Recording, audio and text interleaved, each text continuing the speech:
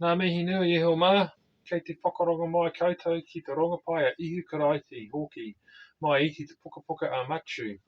Greetings friends, it's great to be with you sharing this reflection from the Gospel of Matthew, chapter 10, verses 17 to 22. This week is what we're looking at. It's Buckshot again, coming to you from Wellington in Aotearoa, New Zealand. It's great to see you. Thanks for tuning in. This week, the church worldwide is celebrating the feast of the martyrdom of St. Stephen, the first Christian to be killed for his faith. Now, martyrdom and persecution is not something that's peculiar only to Christian experience. Many groups of people, religious and cultural groups, have been hassled and oppressed for all sorts of reasons throughout history. We actually need to be really careful not to go out looking for our own martyrdom for our own sake, but it can come our way. Matthew records Jesus saying to us today to beware, as troubles will come to us. We will be called before councils, governors and kings for his sake, not ours, but for Jesus' sake, and the Spirit of God will help us in those moments.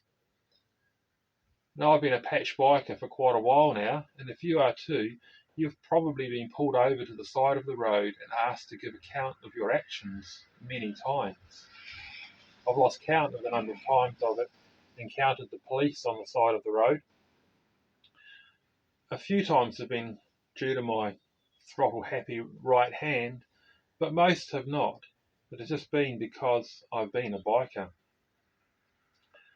A few times they have even come to my house unannounced to question me. And one time in particular was quite significant. It was dinner time, and there was a knock on the door. My young daughter left the table and went to answer it and came to tell me the police were there. After checking I was who they were looking for, the officer informed me that I was no longer a fit and proper person to hold a firearms licence. The Parliament had discussed me and many others and how they wanted to remove our licences from us. So I was required to go down to the station and go through an interview process, an investigation process. It was quite a long-winded thing. It played out over quite a few weeks. And I was questioned about why I was at certain places, certain addresses, and in the company of particular people, quite a range of people actually, and it seemed they had quite a file on me. Eventually we came to an impasse though where I was not prepared to answer any more questions, as I would be betraying direct confidentiality of people I was associated with. And at this point I was required to explain what my role as a priest within God Squad Motorcycle Club was and how that actually played out in the community in detail. It was a beautiful moment where I was able to explain what Christian faith was about and what it meant to me in detail to someone who'd very little idea about what that was. Funnily enough, actually, because it was a local officer that came to see me, I've bumped into them many times, and we now have sort of a cordial but intriguing relationship. And even for a period there, her daughter and mine were in the same swimming class. But the nub of the story is that all I did to come to the attention of the authorities was to be identified with a demonized section of our community. As Squad, we have our core ethos that Jesus was known as a friend of outcasts and sinners. So the question must be, is there any evidence of this in our lives together? Now, my persecution experience is pretty low on that scale, but I have managed to get called in to explain my life before the authorities because of my faith in Jesus. Immediately before today's text, Jesus counsels us to be wise as serpents and gentle as doves as we follow him to the margins where he is. He sends us out like sheep into the midst of wolves.